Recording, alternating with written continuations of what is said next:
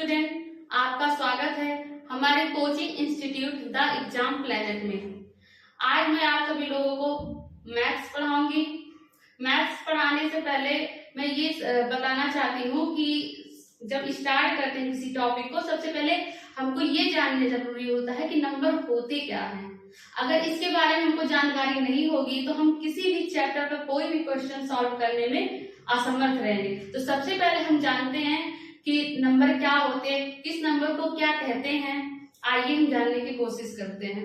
चलिए देखते हैं। Whole number. होल नंबर मतलब क्या होता है? पूर्ण संख्या। हमारा ये होल नंबर होता है वो हमारा किससे स्टार्ट होता है? जीरो से। 0, 1, 2, 3 और कहां तक? अनंत। इसे क्या बोलते हैं? इन्फिनिटिव या अनंत बोलते हैं। और जो हमारा सेकंड नंबर आता है वो आता है नेचुरल नंबर। नेचुरल नंबर मतलब क्या होता है? प्राकृतिक संख्या। प्राकृतिक संख्या क्या होती है? जो 1 से स्टार्ट होती है, जैसे 1 है, 2 है, 3 है, 4 है और कहां तक? अनंत तक, मतलब इनफाइनाइट तक। फिर इसके बाद आते हैं ऑड नंबर। ऑड नंबर मतलब क्या होता है? विषम संख्या। विषम संख्या मतलब जो किसी से न कटे, जैसे 1 है, 3 है, 5 है, 7 है और कहां तक? इनफाइनाइट तक। ये आपकी क्या हो गई? विषम संख्या। Even number. इवन नंबर मतलब क्या होता है? सम संख्या। सम संख्या क्या है?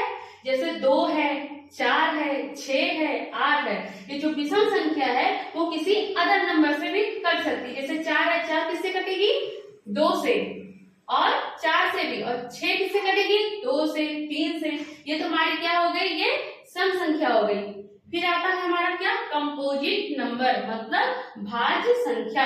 भाज्य संख्या क्या है? जैसे 4 है, 6 है, 8 है, 10 है और इनफाइनाइट तक, मतलब अनंत तक। भाज्य संख्या वो होती है जो 1 से भी कटे और खुद की संख्या से कटे और किसी अदर नंबर से कटे। जैसे 4 है, 4 को हम 1 से भाग देंगे तो 4 आएगा, यानी 4 1 से भी कटेगा और 4 को जब हम 4 से भाग देंगे तो 4 से भी वो कैंसिल आउट हो जाएगा। फिर उसके बाद आता है 6। 6 किससे कैंसिल आउट होगा? ये 1 से भी कैंसिल आउट होगा, 6 से भी कैंसिल आउट होगा, 2 से भी कैंसिल आउट होगा और 3 से भी कैंसिल आउट होगा।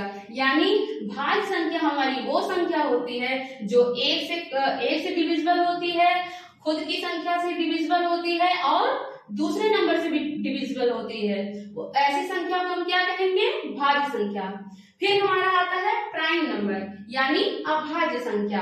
ऐसी संख्या जो 1 से कटे और खुद से कटे लेकिन किसी और नंबर से ना कटे, ऐसी संख्या को हम क्या कहते हैं? अभाज्य संख्या। जैसे हो गए आपका 2, 3, 5, 7, 11 और कहां तक? इनफाइनाइट यानी अनंत तक।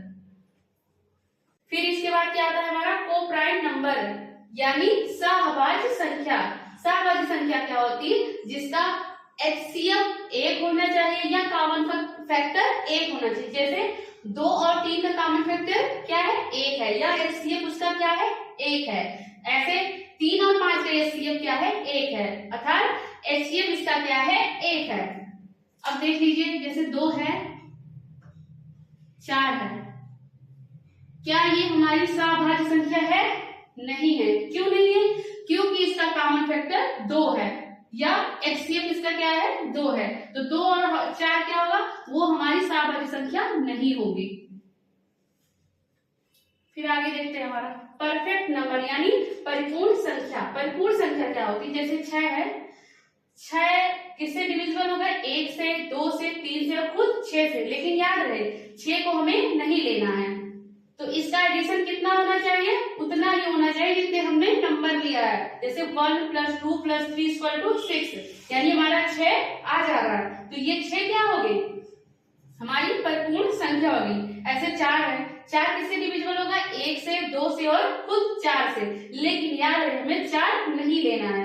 अब 1 को जब 2 से जोड़ेंगे तो कितना आएगा? 3 आएगा। क्या हमारा ये परिपूर्ण संख्या है? नहीं है, क्योंकि हमने नंबर कितना लिया था? 4 लिया था। आया कितना? 3 आया। तो हमारी ये क्या है? परिपूर्ण संख्या नहीं है।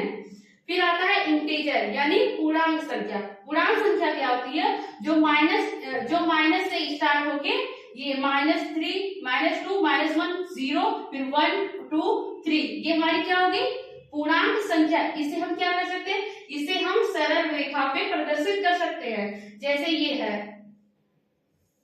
ये हमारी क्या हो गई, ये मूल बिंदु हो गया, यहाँ पे 0 0 होगा, यहाँ पे इतनी इधर साइड जितनी इधर साइड वाली जितनी भी संख्याएं होती है वो निगेटिव होती है, और इधर साइड वाली जितनी भी संख्याएं होती है वो क्या होती है पॉजिटिव होती है, यानी धनात्मक होती है। तो इसे सरल रेखा पे क्या किया जा सकता है, प्रदर्शित किया जा सकता है। फिर हमारा आता है क्या, रियल नंबर। रियल नंबर क्या होता है, जिसमें रेशनल और इरेशनल दोनों नंबर होते हैं, वो रियल नंबर होता है। रियल नंबर मतलब जो रेशनल और इरेशनल दोनों का कॉम्बिनेशन होता है। अब हम बात करते हैं रेशनल नंबर। रेशनल नंबर क्या है, परिमेय संख्या, वो संख्याएं जो p अपॉन q के रूप में व्यक्त की जा सके, लेकिन q is not equal to 0। यहाँ पे जो p और q संख्या है वो हमारा क्या होना चाहिए, पूर्णांक संख्या होना चाहिए, तभी हमारे ये क्या होगा, परिमेय संख्या होगी। जैसे 25/2, 11/2 और 3/4, तो ये हमारी जितनी भी संख्या ये क्या है, परिमेय संख्या है। इसे हम किससे डिनोट करते हैं, r से, RC से प्रदर्शित करते हैं। फिर बात करते हैं हम क्या, इरेशनल नंबर मतलब अपरिमेय संख्या। अपरिमेय संख्या को हम किससे डिनोट करते हैं, यस से, जैसे √2, √3 और पाई, इसको क्या बोलते हैं, पाई। तो ये हमारी सारी संख्या क्या हो गई, ये अपरिमेय संख्या हो गई।